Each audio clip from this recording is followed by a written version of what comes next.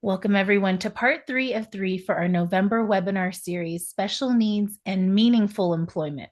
Today, we have Tanner Withers from Albility Planning, and he is an advocate. He is a parent of a daughter with special needs, and he is very active in our community. He's an expert in this area that he's going to be sharing with us today, and we are so excited to have him. Tanner, thank you for being here, and I will pass everything off to you. Okay, thank you so much. Glad to be here, Sylvia. Thanks everyone for hopping on here and for everyone who's going to watch our little recording here.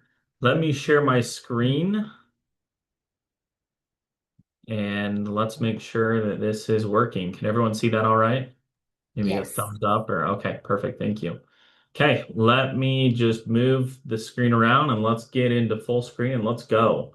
Um, when Sylvia reached out to me talking about this series that's being done, I mentioned, hey, what if we talk a little bit about some of the challenges that maybe are overlooked when it comes to trying to get and keep benefits while also trying to work? And this is something I'm super passionate about because I feel like no one really talks about it. And time again, I come across parents who say, Tanner, I wish I would have known this, and now it's too late, right? And so the whole point of this workshop for today is really in an effort to avoid that. So I'm excited to introduce it. But before I do that, just a quick introduction of myself for those who aren't familiar with myself or the firm. As Sylvia said, first and foremost, I'm a dad. I'm a parent of two little beautiful girls, and this little dark-haired beauty here, she has a rare disease called Cornelia de Lange syndrome, and that makes her dependent on us forever. But I've also got my little mini me here, who we do not want the burden of care for her little sister to fall on her, even though she loves her to death. And they're just, two peas in a pod, and we hope that she will want to be involved in her life in the future. But again, we do not want her to have to worry about anything taking care of her little sister. And so we've had to do this own planning for ourselves. And it's made a little bit easier because this is also what I do professionally. I'm the founder of Albility Planning, and as the old saying goes, if you can't find it, build it. That's why we built Albility Planning is to help other parents and caregivers just like me, just like my wife, to focus on planning that helps our loved ones, specifically the financial, the investments, the benefits, the estate, and the family support. So that's really kind of our background, and what got me into this and why we do this. I want to share a little blurb from this poem here because this kind of illustrates why disability and special needs planning is so crucial. For those of you who have read this poem, you'll maybe be familiar with this. For those who haven't, go check it out. Let me know what your thoughts are. I think it's kind of an interesting poem. It describes what it's like to have a child with a disability to someone who doesn't have that experience in their life.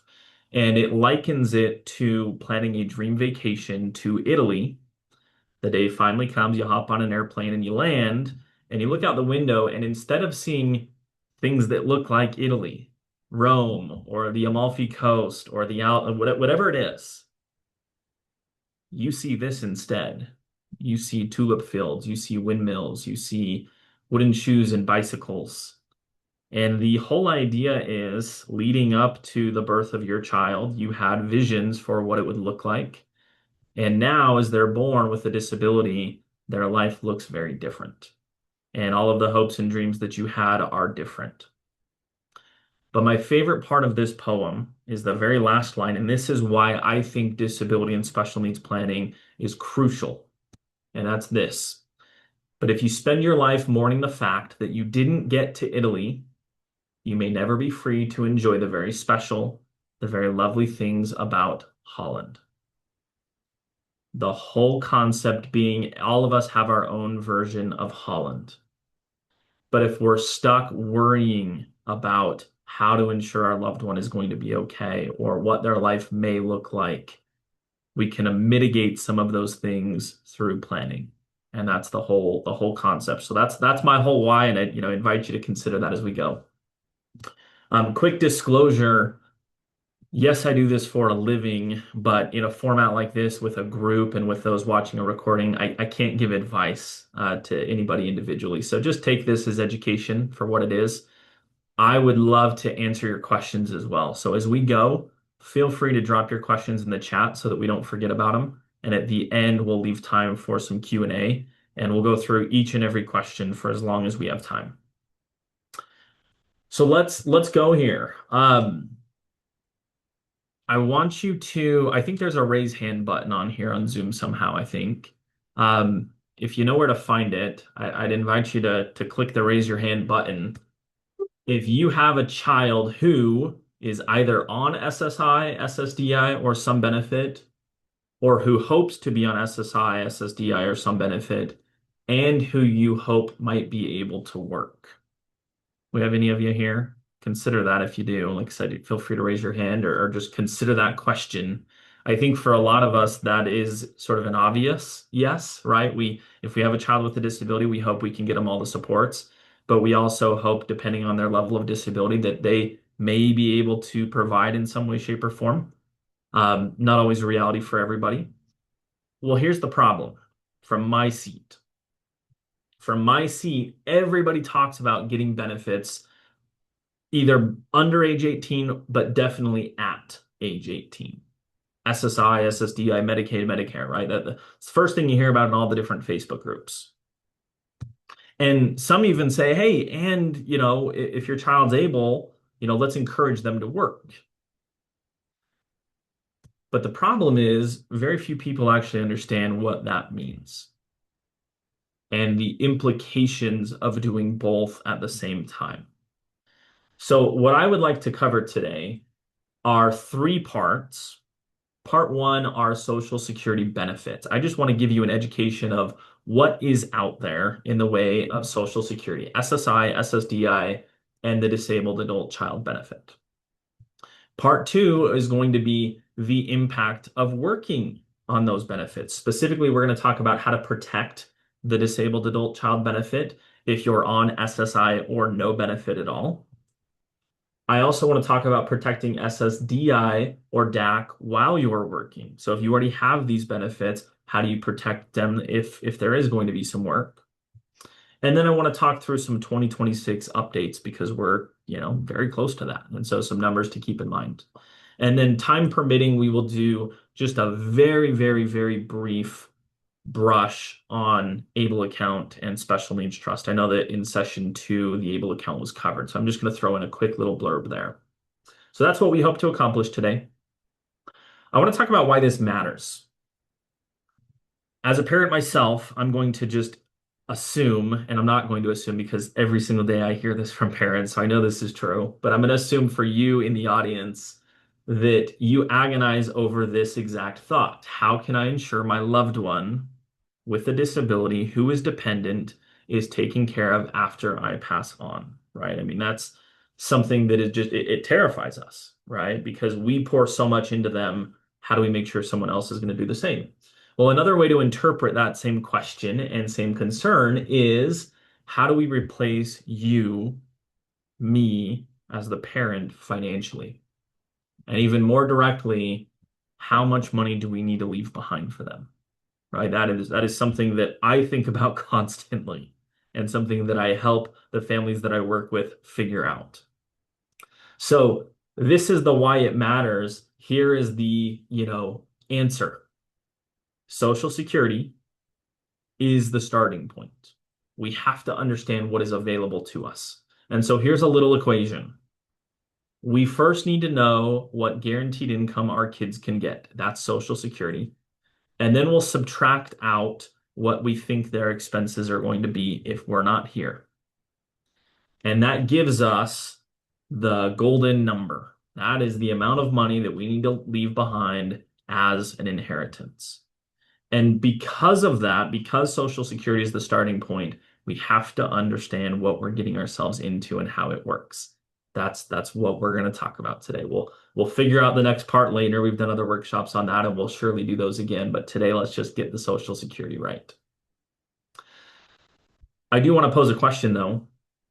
Any of you who are familiar with Social Security benefits at all, will know that it is a struggle.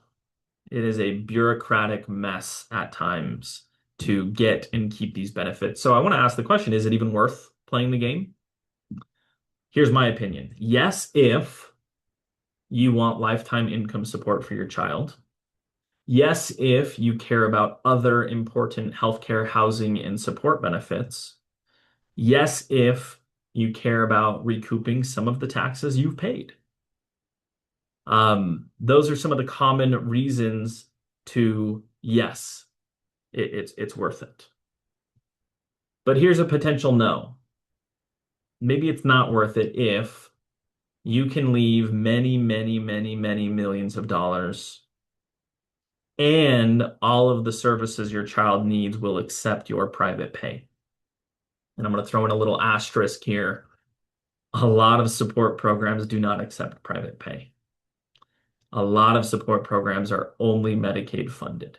So you could be Jeff Bezos or Elon Musk or, Zuckerberg, whoever the other rich people in the world are, and they may not accept your money. And so I'm sort of answering the question for you. Is it worth playing the game? I think it is. I think it is with the right education, with the right planning, and the right wherewithal, which you have. That's why you're here. So let's go into part one.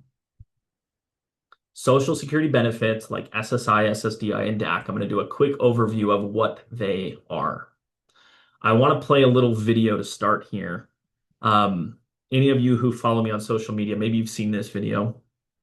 This video has drawn a lot of attention, and it's the reason for this today. And I'm really hopeful that the audio comes through. So if it doesn't, someone stop me and say, hey, we can't hear it, but I think it will.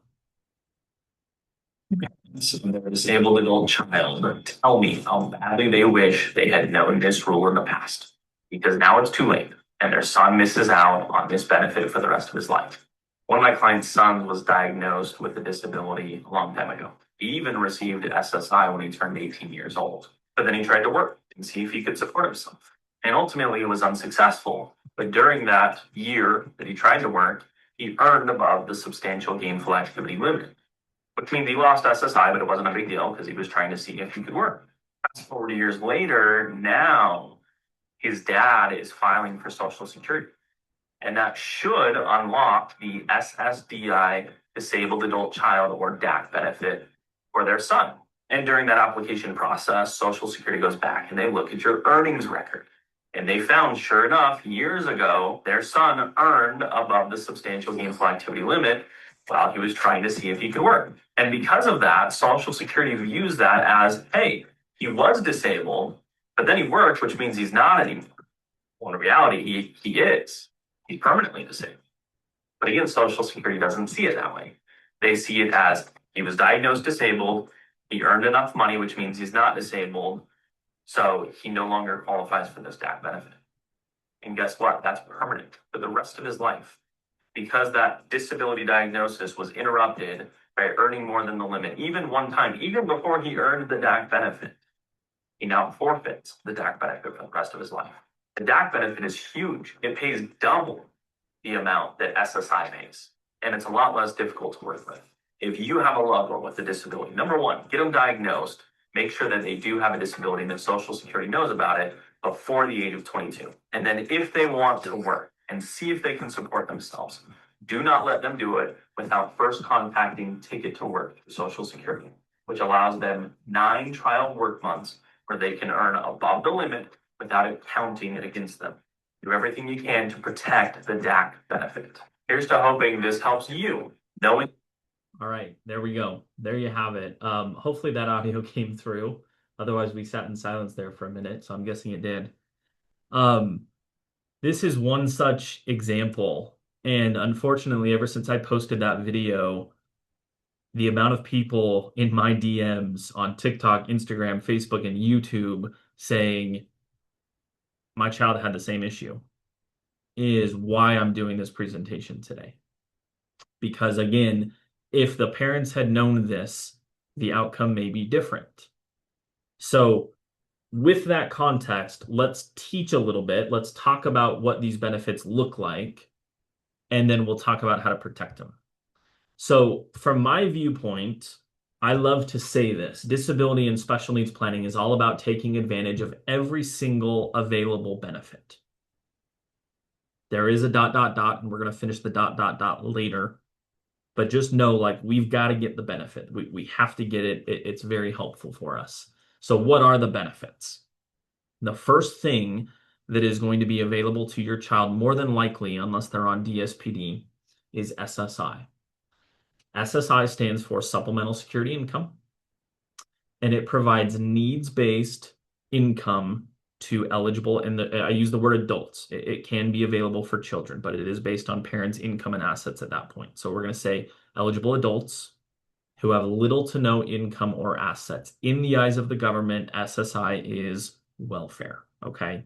What that means is that you don't earn SSI, you simply qualify for SSI. And let me tell you how you qualify.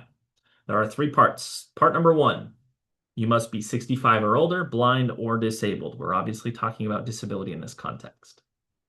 Step number two, you must have income less than $2,019 per month. A nice, easy round number that none of us will ever forget, right? I'll tell you how they come up with that number, and that'll make more sense.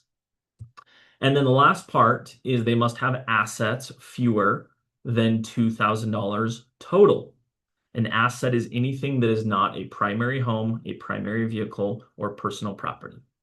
Savings, investments, cash, certain kinds of life insurance, all of those count as an asset. So if your child meets these three criteria, they can qualify for SSI. And at present, SSI pays $967 per month federally. Let's talk about the income effect, though, on SSI.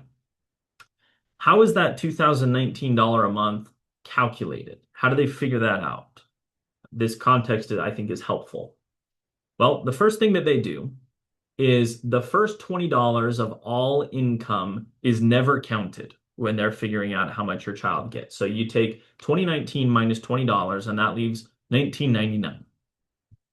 And then the next $65 of earned income is also not counted. So they take that $19.99 minus the $65, and that leaves us with $19.34.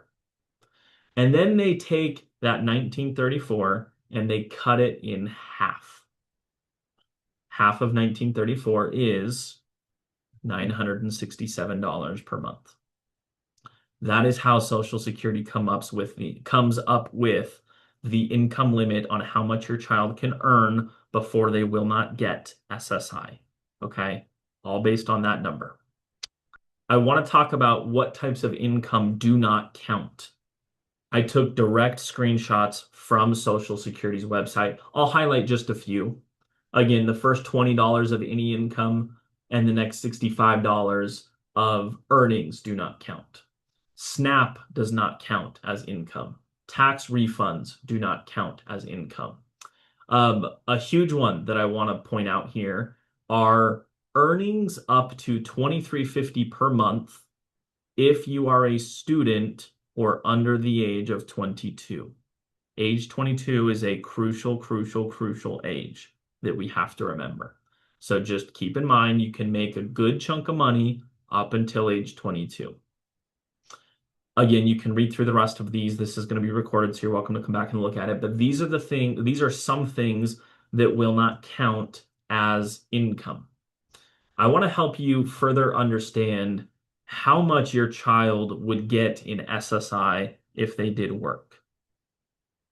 This piece was actually published by the state of Utah, and it's such a cool, helpful visual. We know that SSI pays $967 a month. But what happens to that payment if you work? Well, as I mentioned, they'll take the first $85 off. And so let's just say that here in yellow, your child works and they earn $685 per month. Well, again, they're going to take off the first $85 and then they'll cut the remaining piece in half. So half of 600 is 300.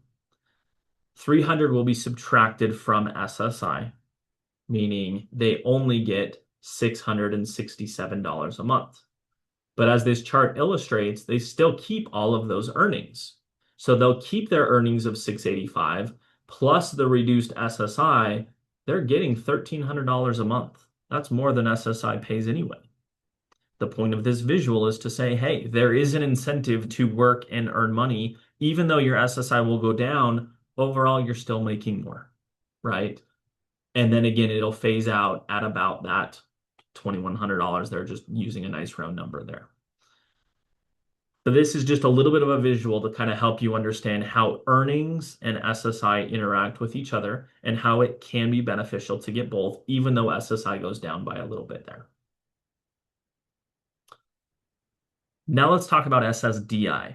These are different, and it's very common to confuse the two, but they are different. SSDI stands for Social Security Disability Insurance, and it provides monthly income to, again, eligible adults who have a disability that stops or limits their ability to work. Now, unlike SSI, SSDI must be earned, and it must be earned by either the person with a disability or their parent.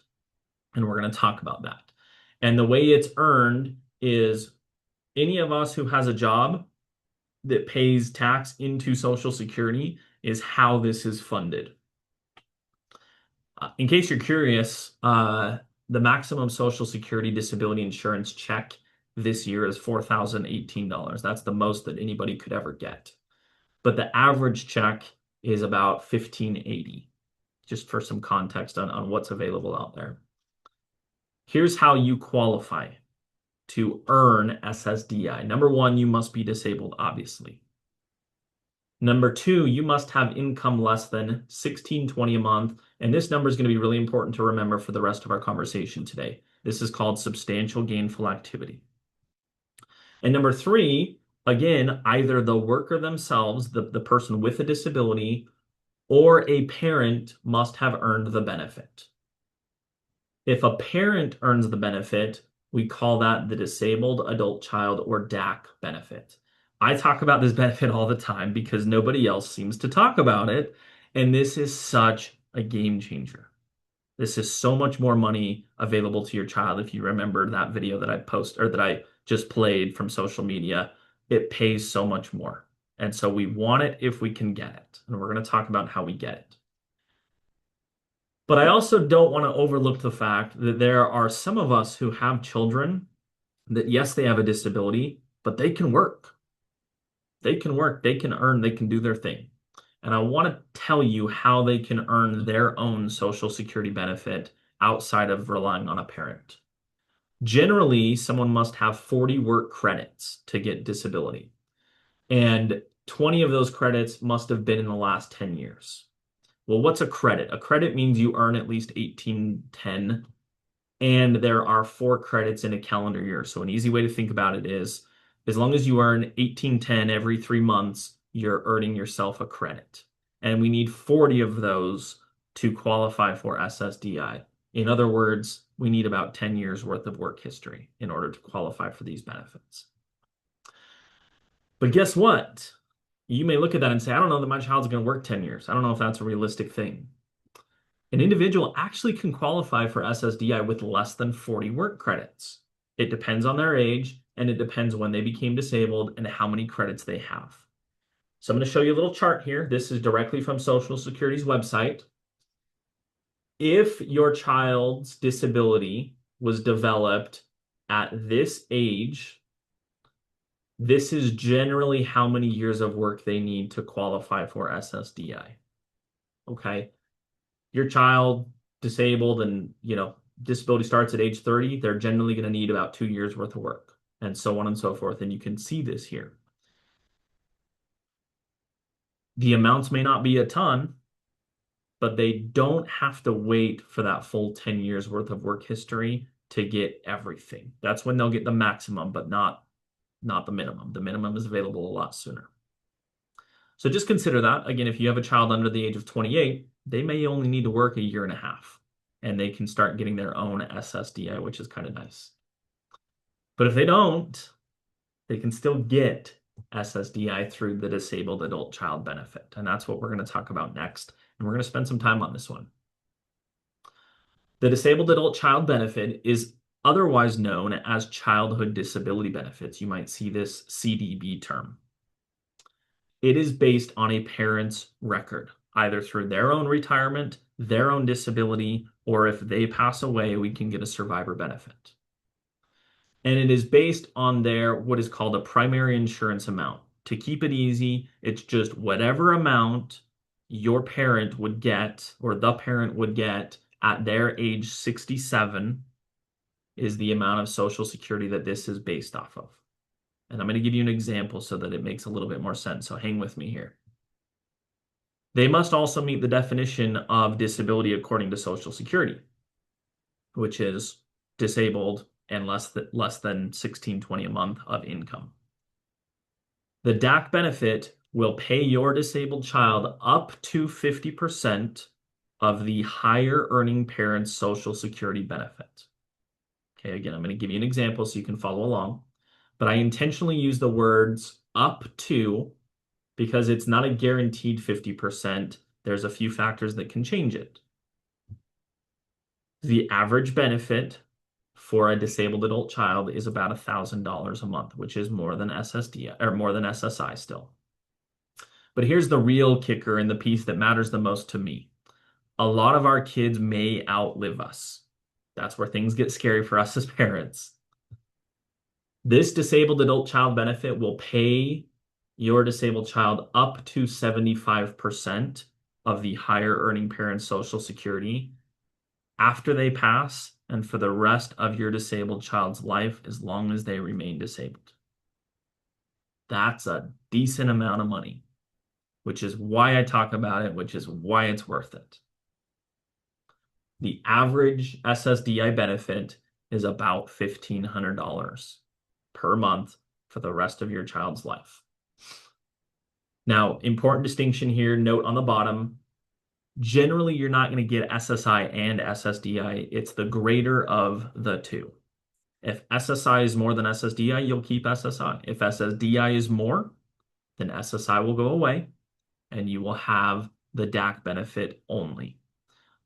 If ever the DAC benefit is less than SSI, then the DAC benefit pays first and SSI will come in and top off the rest so that you at least get the SSI amount. That's the only situation in which you would get SSI and SSDI. Otherwise, it's one or the other, the greater of the two.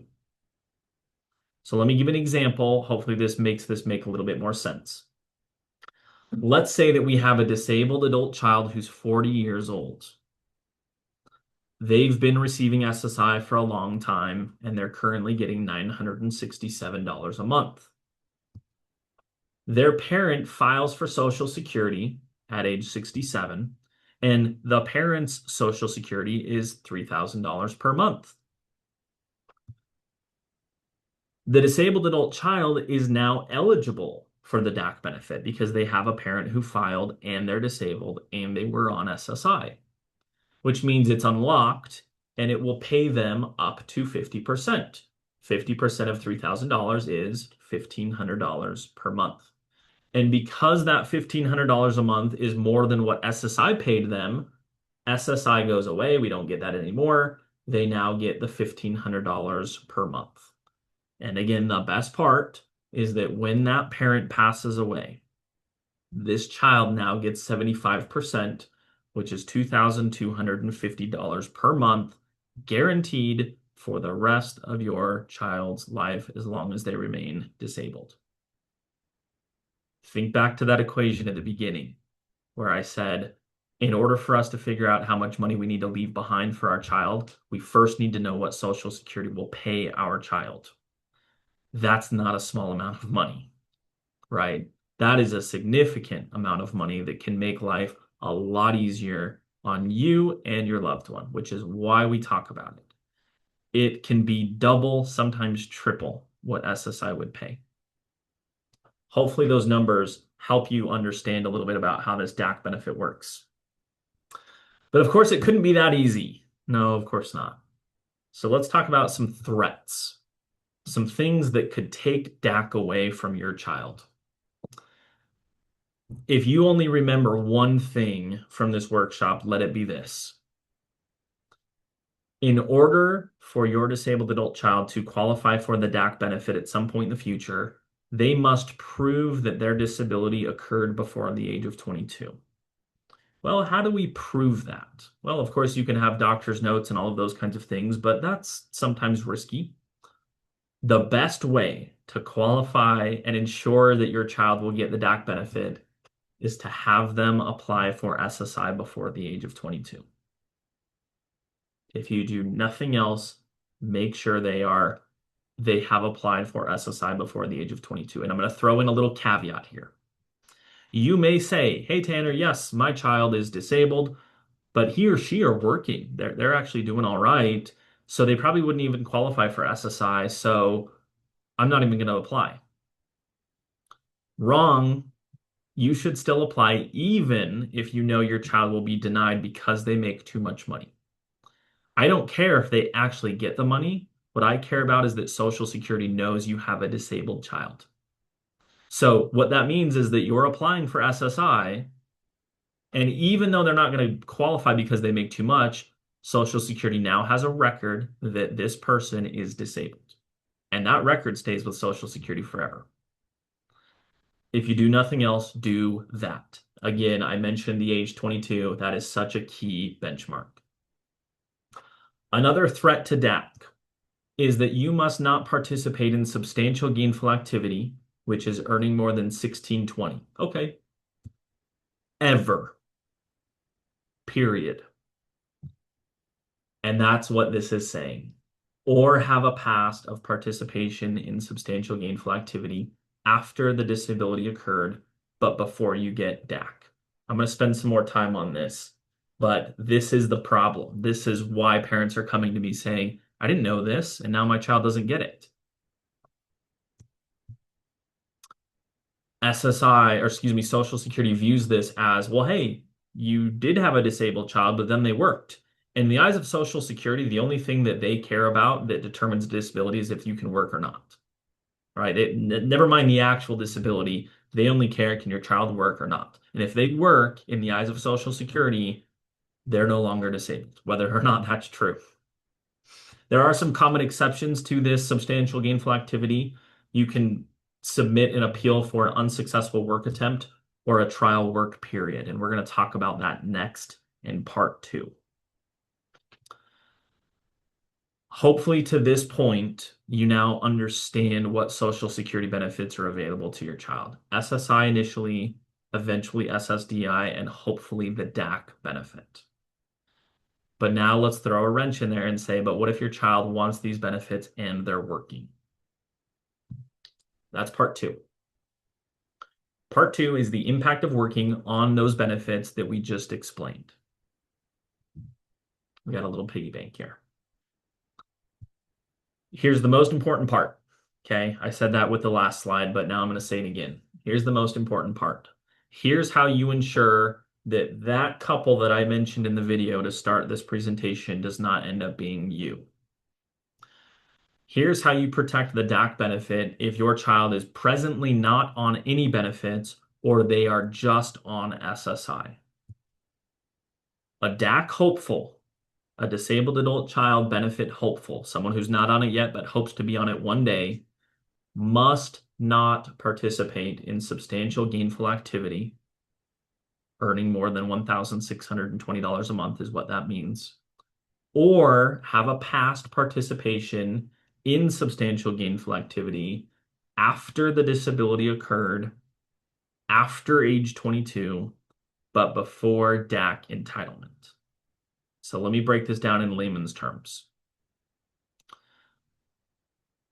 If your child has a disability, regardless of when it happened, we get them on SSI or we apply for SSI before 22. Between the ages of 18 and 22, it's a little bit of, I don't want to say the Wild West, but like we've got a lot of room to try some things, to earn. And the reason is because that's how long our kids can stay in high school, right? That's how long they can stay in school, is up until age 22. But after 22, they're cut loose. And after 22 is when the DAC cutoff happens, which means any earnings above $1,620 after the age of 22 could make it so that your child never gets the DAC benefit. And again, I cannot iterate to you enough how many parents this is happening to, where they're filing for Social Security and their child worked at 23 years old a job, and now they don't get this benefit 10, 15 years later. It's wild. The key here is they can't earn 1620 for more than 6 months consecutively. That's your cutoff. So they can try it. Maybe they earn more than 1620 a month, 1 month, and then they don't do it again. But if they do it consecutively, Social Security views this as they've broken the disability. They are no longer disabled. There is an interruption in their disability. Now, there are some exceptions that apply, and that's when we go through appeals. We're not going to talk about that here, but if that's your situation, reach out to me and we'll talk about some options we may have to appeal this. But to keep it simple, them's the rules. That's all I can tell you. This one's hard. This one stinks, right? I mean, this is kind of like, hey, when your kid's young and healthy, generally, yeah, they want to see if they can work. There could be a point of no return, though. And I just want you to know that. I'm not telling you to tell your child not to work. I'm not saying anything. I just want you to know the rules. So now that we know this rule, let's talk about what if your child already has the DAC benefit? Or what if they have their own SSDI? Well, that's called a Title II benefit, and you'll see that right here. A Title II benefit is regular old retirement Social Security, SSDI, survivor benefit, or DAC. In case you ever hear someone say Title II, that's what we're talking about. In essence, it's all of these benefits, but not SSI. SSI is not a Title II benefit. So if your child is receiving SSDI because they worked enough, or the DAC because a parent retired or is on disability, or a parent passed away, they are receiving Title II benefits. Then what? What about them? How does earning affect them? We just talked about if they're not on SSI, or excuse me, if they're on SSI or nothing, but what if they're on something else? Here's the goodish news. It is a lot easier to protect this benefit after you're on it. Before, it's a little dicey, but after you're on it, it's a lot easier to keep it. And I want to outline the steps you can take. Number one that we're going to talk about is a trial work period. Number two is an extended period of eligibility. Number three is an expedited reinstatement. Basically meaning that if your child has any of these benefits and they're working, they can go through each one of these things before their benefit is taken away forever, which is kind of nice. So I want to help you understand what these look like. Trial work period is the first thing that we're going to talk about. If an individual is already receiving SSDI or DAC, and they earn more than the substantial gainful activity, that counts as a trial work month. And this helps an individual decide if they are able to return to the workforce permanently or not. So they're basically saying you get 9 trial work months over a rolling 5-year period where you can test the waters of employment to see if you can sustain earning more than $16.20 a month. If you can't, no harm, no foul. If you can, then we'll go into the next step, and that's what we're going to talk about here. But after, whoops, I'm going backwards here. After you use 9 months, which by the way, they do not need to be consecutive. They could be 1 month here and another month there, 1 month this year and a few months in a couple years. We've got a 5-year rolling period. Any time you go over 9 months in a 5-year period where you earn more than the substantial gainful activity, your trial work period is done. And now it matters. Put another way, you can earn as much as you want for 9 months within a 5-year period, and you will not lose your SSDI or your DAC benefit. But after 9 months, you will. Now, there's a little asterisk here. they actually start counting your trial work month, not based on the substantial gainful activity limit of 1620, but on a lesser amount, which kind of sucks, quite honestly. If you start to earn more than 1160 a month while on SSDI or DAC, they're going to start counting this as a trial work month. Okay. It is technically up to you to keep track of this. Yes, Social Security will have a record, but it is technically up to you to keep track of it. So as your child goes into the workforce to test it, just make sure you keep a record of when they started that and when they ended that. So here's our step number 1. Trial work period. We've got 9 months and a 5-year period to test the waters. After the 9 months, if we're on month 10 plus of earning above that amount, then we enter what's called an extended period of eligibility. And this is a 36-month or a 3-year period. So we've already used our 9 months. Now we're still earning a little bit of money. What happens? For the next 3 years, if those earnings are less than substantial gainful activity, so less than 1620 a month, they're good. They get their full benefit. No reduction, SSDI and DAC are paid.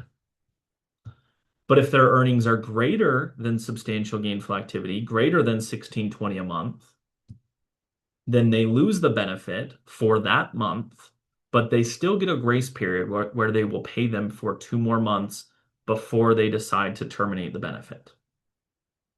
So you've used your 9 months, you're still earning above 1620 a month. They say, okay, we're not going to pay you your benefit this month because you're earning too much, but we'll give you a grace period for the next 2 months. We'll still pay you. We're going to see where you're at after that. If after the grace period, your earnings are still above the 1620 a month, then they're going to say no payment. But the key here is it's no payment, but you're still entitled, meaning you're still on record as disabled. You still are eligible for the benefit if you didn't have income. So you can basically flip it on and off for 3 years. After you've used your 9 months, you can go on and off, on and off, on and off, based on your income for the next 3 years. But after the 3 years is up, we still have one more lifeline, and that's called the expedited reinstatement. If after those 3 years, which is the EPE, that extended period of eligibility, after 3 years, you're still earning above substantial gainful activity, you enter what's called the expedited reinstatement period, which lasts for 5 years. So if you're following the math here, we've got 9 months within a 5-year period. Then we've got 3 years. Now we've got 5 years. If earnings are less than the 1620 a month and their inability to work is based on the same disability and it's within that same 5 years of the extended period ending, then they can reinstate the SSDI or the DAC benefit without a new application. We don't have to go through the whole application process again. We've got some grace. But if it's after that, or if all of these 3 things are not true, then the benefit will be terminated. And the only way to get back on SSDI or DAC is to file a new application and likely appeal because they will likely deny you automatically. So in just kind of quick review here, I know this is crazy. It's crazy, right? Guess that's why I have a job, for better or worse. If your child is not receiving a benefit or they are on SSI, they cannot participate in substantial gainful activity or earn more than 1620 for more than 6 months consecutively. Otherwise, they will lose DAC potentially for the rest of their life. Potentially. There's some caveats. But in general, that's the easy rule. Or if your child is already on SSDI or DAC, first they get a trial work period where they get the 9 months within 5 years. Then they get the extended period of eligibility, which is 36 months. And then they get the expedited reinstatement period, which is 5 years. A lot easier to protect SSDI and DAC after you have it. a lot harder to protect if you don't have it yet, but you want it. Just be careful of these things. A really cool program that can help your child is called the Ticket to Work program. The ultimate goal of this program is to assist people who are receiving Social Security disability benefits in reducing their reliance on the benefit and increasing their self-sufficiency for greater independence. This is directly from their website. They want to help people who want to work and are able to work, find jobs, learn skills, all of the above. And they're really good at helping you keep in mind the benefit limits that you may have. So if you find yourself in a situation where you're like, hey, we really want something like this, we want to see if it's possible for our child to work, reach out to Ticket to Work and they will help your child. They're local in every state, no matter where you live, and they will help your child figure out the best way to do this while being aware and sensitive to all of these other numbers. Really cool. Go check them out. Now, a couple tips I want to throw out here as we wrap up. Document, document, document. It is not up to Social Security or anybody else to keep track of your child's earnings, when they work, when they stop working, how much they earn, anything. Document, document, document. Also, a little trick here. Don't file for disability benefits and then try to work shortly thereafter. That's going to throw up a big old red flag to Social Security to say, we just gave you Social Security because you said you couldn't work, and now here you are a month or 2 or 3 later saying, I want to work. Don't do that. Go all in on this Ticket to Work program to see if your child can work sustainably. Give it your all. Don't go into it willy-nilly saying, we'll see how it goes. Give it your best effort. And if it doesn't work, now you know. If it does work, now you know what the potential might be. Also consider your child's ability to work now versus in the future. All of us slow down the older we get. Our ability and capability and energy to work slows down. For persons with disabilities, it can slow down faster and sooner. So consider, hey, yes, my child can work now, but do I think they can work in the future? And that will help you determine if you should encourage them to continue working or maybe to play by these guardrails with the substantial gainful activity limits. Also, I hear this a lot from parents. Consider what's more important to you. Is it more important that your child actually earns money or that they gain experience? Because if it's the latter, there's a lot of programs out there where you can volunteer or gain experience without having to earn too much. If earning is important, then great. That's the decision you make. And this one, don't limit your child, but be aware of the rules. And I don't need to preach this to you. You know this, right? I hate giving this presentation because it sometimes feels like I am sitting here saying, limit your child. And that's not at all what I'm saying. I'm saying be aware of the rules and make the best decision together as a family. Another tip, there may be a point of no return. And that's something you're going to have to figure out as a parent and as a counsel to your child. Where, okay, are we all in on this working thing or are we not? Because that could take away that DAC benefit. And the last tip is always appeal. If they come back and say you don't qualify, appeal. A lot of times they just get it wrong. They just don't have the manpower. They don't have the same documentation. They don't have the resources. Sometimes they'll look at something and say, oh, they don't qualify, and don't just accept that. Appeal. And a lot of times attorneys that specialize in this are only paid if they win your case. So it can be cost effective for us to appeal. Those are just some tips to consider. How do you find your own family's numbers? How do you figure out how much your child's going to get from the DAC benefit? How do you figure out if your child's earned too much? This is the statement you're looking for. If you go to ssa.gov and you click Get a Benefits Estimate, you can log in and it will show you exactly what your earnings are. This is for you as the parent. So you would look at your age 67 number right here, and whatever that number is, you take half of it, and that's what your child can get while you're alive, and you take 75% of it, and that's what your child can get when you pass. If you scroll down one more page, which I don't have a screenshot of here, it'll show you all of your earnings history, both for yourself and your child. So this is an important thing to take a look at so you know what to plan for yourself. Some quick numbers to be aware of that are changing in 2026. Social Security is getting a boost of 2.8% on all benefits. Whoop-de-doo. It's not nothing, but it's not a lot. SSI is going to increase from 967 to 994. That's how much SSI will pay next year. The substantial gainful activity limit, which is the amount your child can earn before they get into trouble with benefits, is increasing from 1620 to 1690. That trial work period where they start counting those 9 months, right, that you get, is increasing from 1160 to 1210.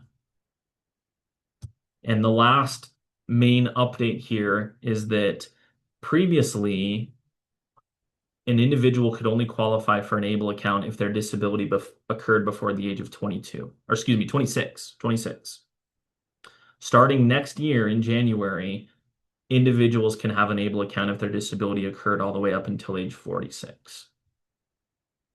So some nice little updates there. We're not going to have a lot of time to talk about ABLE and special needs trust, and that's fine. I didn't think we would because I knew that that was talked about in the past, but I just want to say something really quick about this. The whole point of an ABLE account and a special needs trust are to protect assets. And so that's what I'm going to throw up on here. We just talked about income. An ABLE account and a special needs trust are not going to help you with income.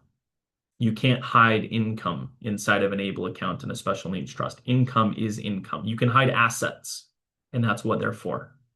Income can turn into assets if it's not spent, but it will not help you with income, with the exception of a special needs trust. If you have child support payments coming in through a divorce, that can count as income, and you can actually hide that in a special needs trust. Or if your child with a disability received a settlement through, car accident, medical malpractice, whatever it is, and they're doing annuity payments, you can put those income payments in a special needs trust, and that will protect them.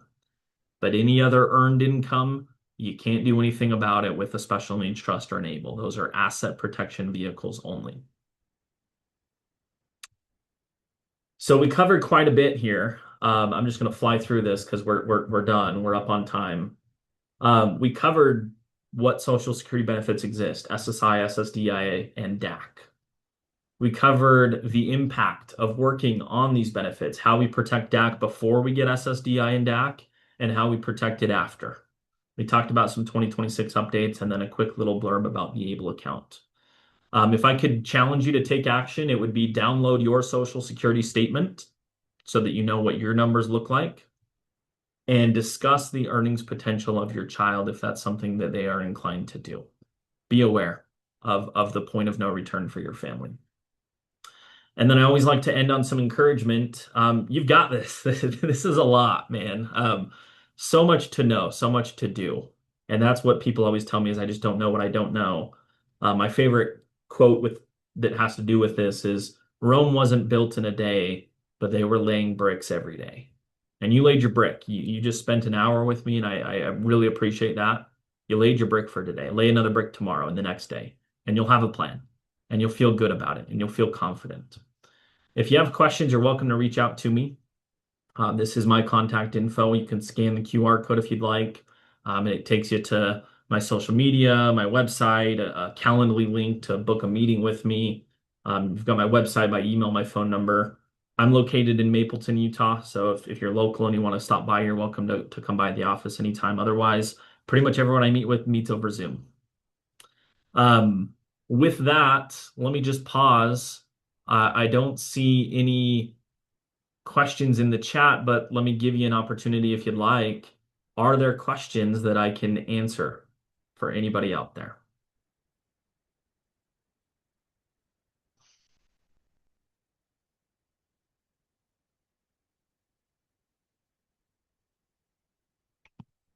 Okay, that either means we get some. I'm sorry, Tanner, can I ask you a question? Yes, go for it, Carrie. I heard you say that, sorry, that the ABLE account can be used with child support to help with not counting it as income. How exactly does that work? Yeah, great question. So this is there's multiple kinds of special needs trusts. There's a first party special needs trust and a third party. When we think of special needs trust, we're usually thinking of a third party, which means we as the parent or somebody else funds the trust, and then that money goes to our child. A first party trust is actually funded by the disabled person's own money. Nobody else can put money in, just the person with the disability. So because child support is considered income to the child, we open up a first party special needs trust and we can submit a request from the court to have those child support payments paid directly to the special needs trust. And then that income doesn't count. It doesn't show up for SSI or SSDI purposes. So that's kind of our loophole. And then the parent can withdraw that amount to care for the child? Correct. Yep. The money in a Okay, special needs trust has to be used for their sole benefit, and they can use it to pay for the things that their disabled child needs. Yep. perfect. Thank you. You're welcome. Any other questions from any of you?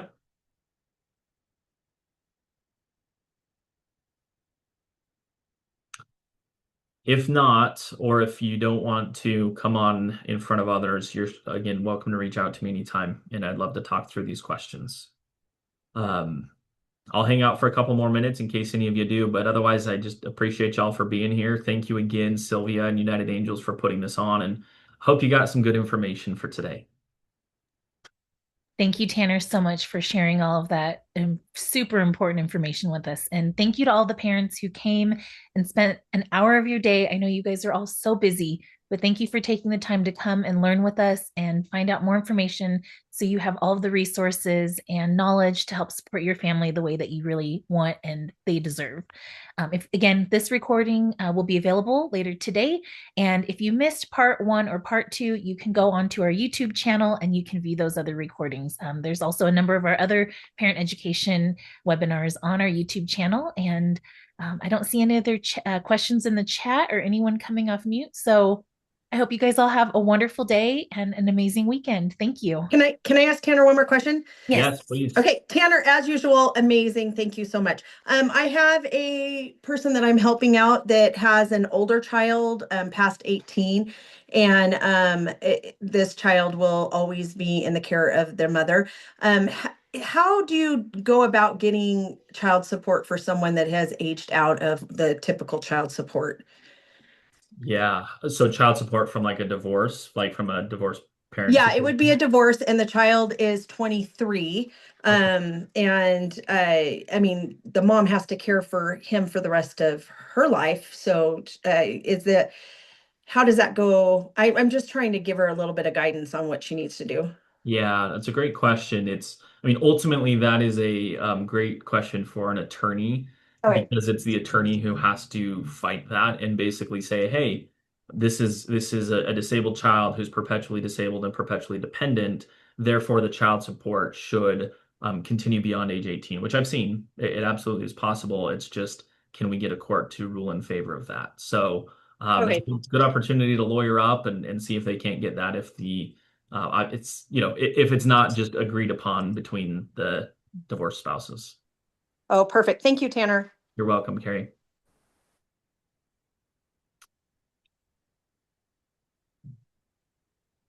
All right. Thank you, everyone. Thanks for joining us, and we'll see you soon. Thank you, Thank you, Tanner. everyone. Yep.